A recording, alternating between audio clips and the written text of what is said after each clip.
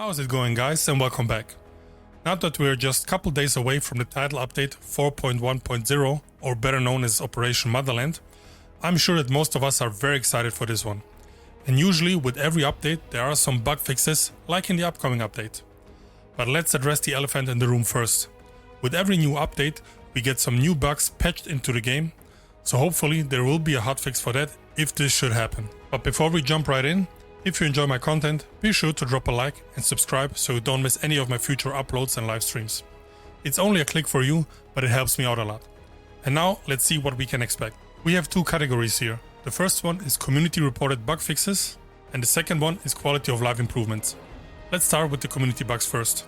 Fixed a bug where co-op players could experience different Golem Island layouts in the same session. Fixed an issue where the teammates would keep shooting even if the target is dead. I never use teammates, so no clue if this is a thing. In co-op mode, fixed an issue where players wouldn't receive the same amount of XP after killing a behemoth. Fixed an issue where the M4A1 survival iron sights was offset. This one I had a couple of times.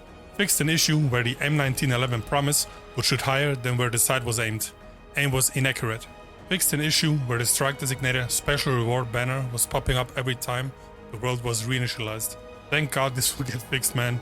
This one triggered me every time. Fixed an issue where the Gunslinger perk was not working on the raid bosses after the Ember Sky maintenance. As far as I know, this one never worked on raid bosses, but whatever. Fixed an issue where destroying the Ogre and Incubus drone using Armor Buster wouldn't update the Sharpshooter class objective. Destroy drones using Armor Buster. Fixed an issue where audio logs couldn't be replayed. I had this one every time with every playthrough. Glad this will be gone, man.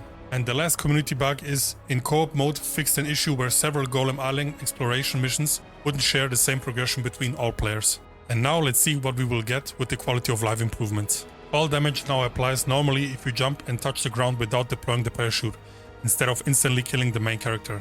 Okay, that's a big one. I'm sure many of us ran into this before, or should I better say, fell into that one. Distance and height conditions to trigger the base jump have been lowered and allow more base jumps opportunities. Okay, this is a good one, I think. Jumping is now triggered by holding A or X when heading towards the cliff instead of pressing A at the right time. I think this one is big for console players or controller players in general.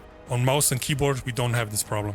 Alright, here we have 3 sliding improvements for Breakpoint, and the first one is sliding was tweaked to trigger less often. In moderate slopes, sliding is only triggered if the player sprints, and it takes slightly longer for sliding to trigger when conditions are met. Slope-specific CQC animations have been tweaked to happen at more slope angles, and should happen more frequently. I hope this means we will get the rare CQC animations more often than only the standard CQC stuff. Some lasers now feature an infrared illuminator, activated when aiming. This will be visible only when wearing NVGs. Finally, Breakpoint is catching up with some other games that have this feature for ages now. And also, the infrared illuminator doesn't impact NPC detection. The M4A1, G28 and the TAC-50 unsilenced and silenced firing sounds have been modified. Since I'm using all 3 of these weapons, I hope they did a good job on this one. Both have received a global optimization and some visual updates, including update on water drops, dust, scratches and mud effects. I mean, Breakpoint already looks amazing, but improving visuals is always a good thing to do if you can. Global optimization on all weather effects.